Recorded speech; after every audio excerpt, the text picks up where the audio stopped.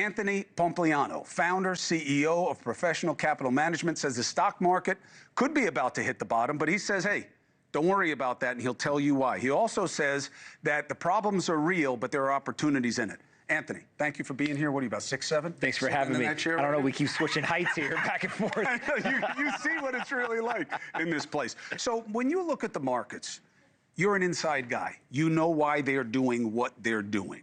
What is there about this dynamic that is something that must be addressed? Well, I think the first thing that we all have to agree on is whatever path we were on is not a sustainable path. And so I think a lot of people actually agree, left or right, that we have to do something different. Where the debate comes in is, what are we going to do that's different? And so what the president got elected on, he ran on, was this America First strategy where he's going to use tariffs, he's going to issue tax cuts, and he's going to deregulate. And I think a lot of people look at that holistically and they say, that sounds good.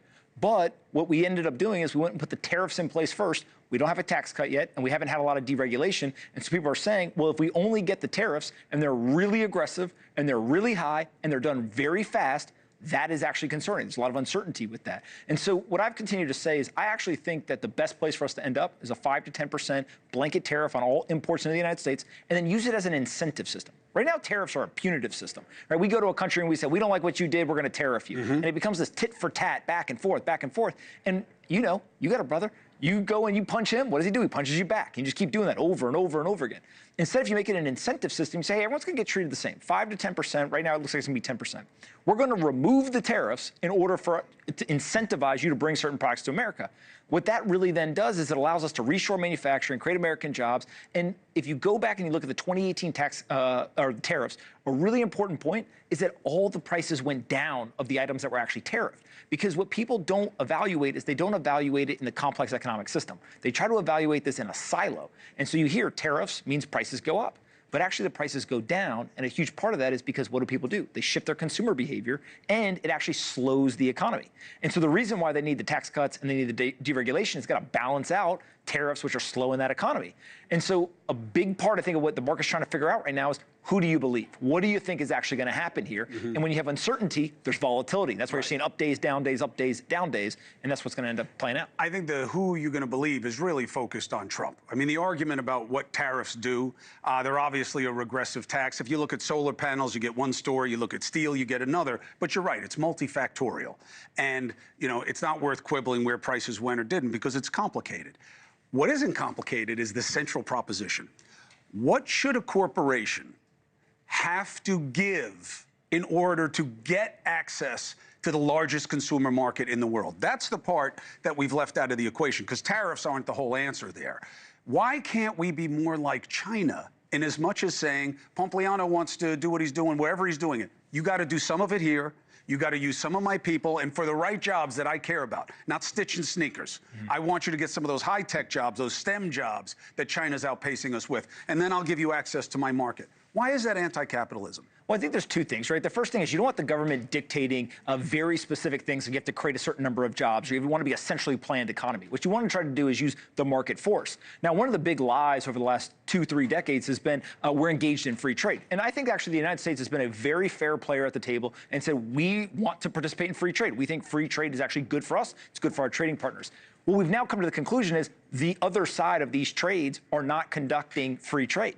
And so if they are manipulating the market, if they have tariffs on us, if they're manipulating their currencies, we're at a disadvantage. And so if the tariff plan is to ultimately go back towards free trade, I think a lot of people would like that. They'd say, hey, you know, my economist teacher, they said that free trade is good. That'll be good for America. That'll be good for these other countries.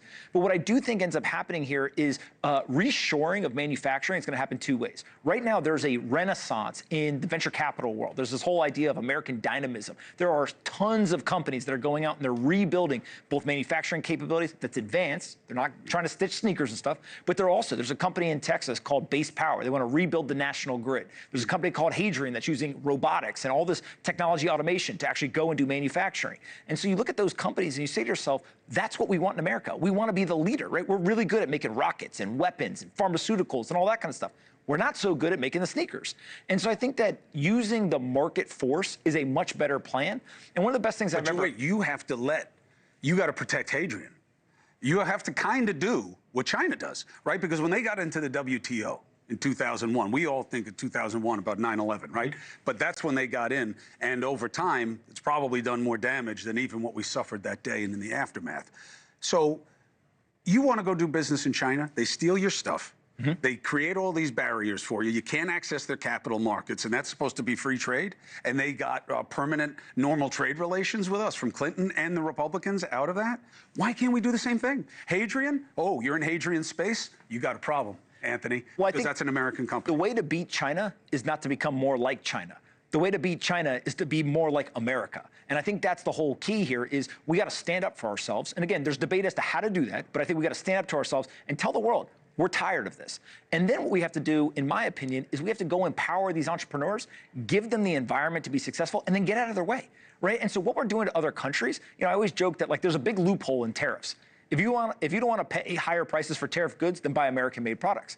Now the question is, what can we make in America, and what do we have to get elsewhere? But I think that the number one thing in this entire debate that just kind of blows my mind is it feels like people from both sides of the aisle have completely lost faith in the American economy, in the American entrepreneur, and really in the American spirit. And they pretend we don't make anything. Every time I tell people America is still the #2 manufacturer behind China, no, you got that wrong. Look it up again.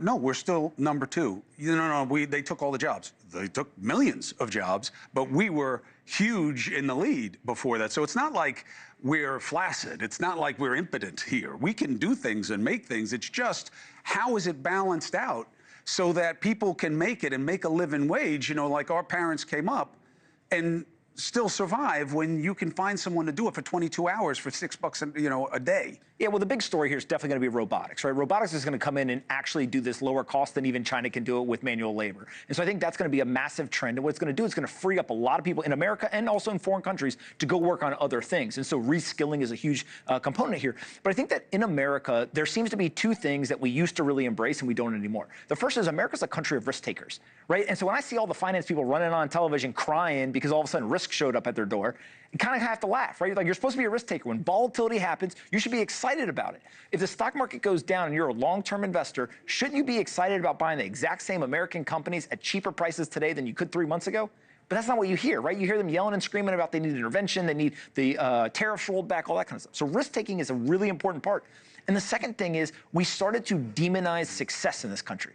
And so if you can instead say to people, listen, what we need you to do is we need you as your American duty to go solve problems. And I loved in your opening, you talked about where are the problem solvers? Well, that's what entrepreneurs do, is they look for problems in society and they go and they solve it.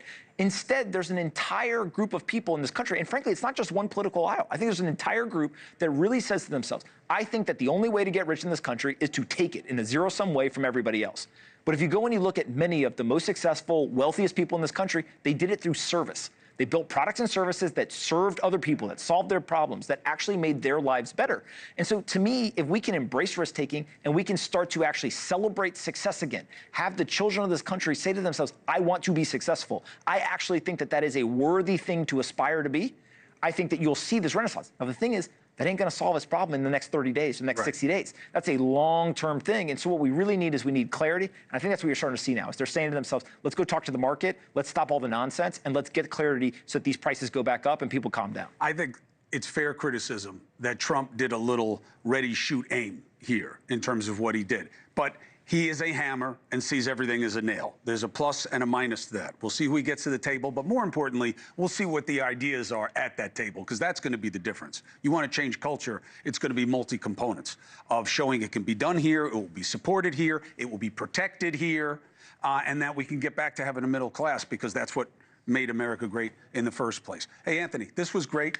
Continued success, what you're doing on X. If you look at Anthony's show there, he's doing very well, getting a lot of traction, very smart, and not afraid to talk about things. You look like a member of Congress, but you're not blaming people for everything the whole time you're here, which is unusual. We'll do it again, and I'm welcome to you on your show whenever you want, all right? I appreciate it. Thank you very much. Hey, thanks for watching. Go to joinnn.com to find NewsNation on your screen. And don't forget, click the red subscribe button below to get more of NewsNation's fact-driven, unbiased coverage.